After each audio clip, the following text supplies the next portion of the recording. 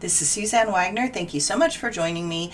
I am doing a daily numerology and astrology. This one happens to be for September 21st, 2020.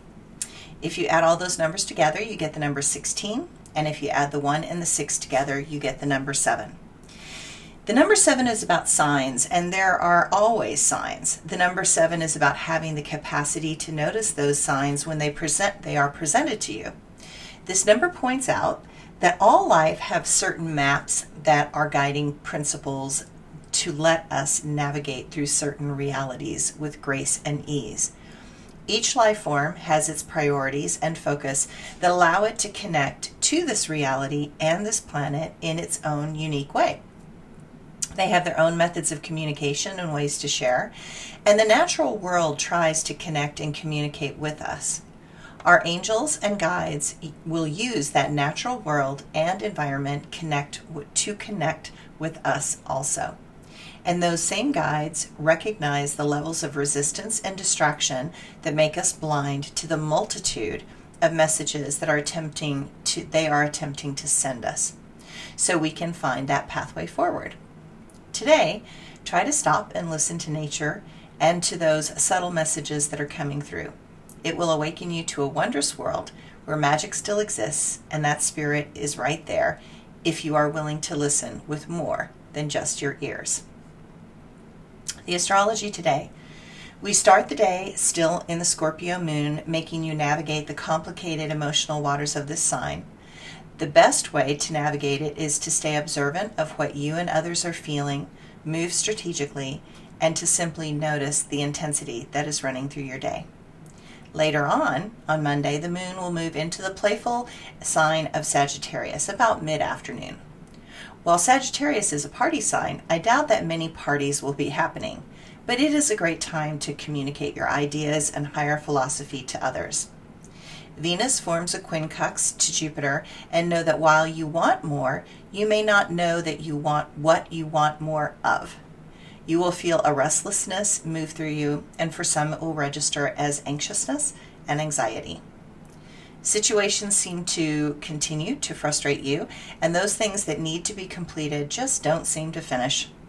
As aggravating as that is, know that at least you are not alone. Just keep moving forward at a steady pace and realize that eventually you'll get to where you intend. Don't get frustrated in your love life. The problem may not be them, but your expectations that you are placing on others. Everyone is doing their best. Don't place expectations on those that are just unable to shift. My quote for today: success is never final. Failure is not always fatal. The courage to take action and to continue despite obstacles is what counts. Do you take the opportunity to make the turns when they are presented? The turning point is just ahead on the left. Slow down so you can take that turn easily. I will meet you there. And my blog for today. I watch and wonder at the ways other people's minds work, and I am in constant gratitude that we are not all the same. These days, there are people with special skills and abilities that far surpass mine in certain ways. And that is when I realize that we all have ways that are our gifts to the world, and they are all valuable. My stepdaughter's fiance is a contractor, and my husband is an electrical engineer. I have watched these two amazing men with different minds and ways of working somehow manage to work together in appreciation of the other's skills. I marvel at my husband, who is one of the top 5 electrical solar engineers in the world, step aside and allow Seth, the fiance of my stepdaughter, to lead in his area of expertise. I watch my husband become his helper, and to let Seth be the leader in the construction of our upper building that was in such disrepair because a big redwood tree fell on it. It is wonderful to see the egolessness that each man moves through so gracefully as the other man's skill becomes apparent and allows him to lead.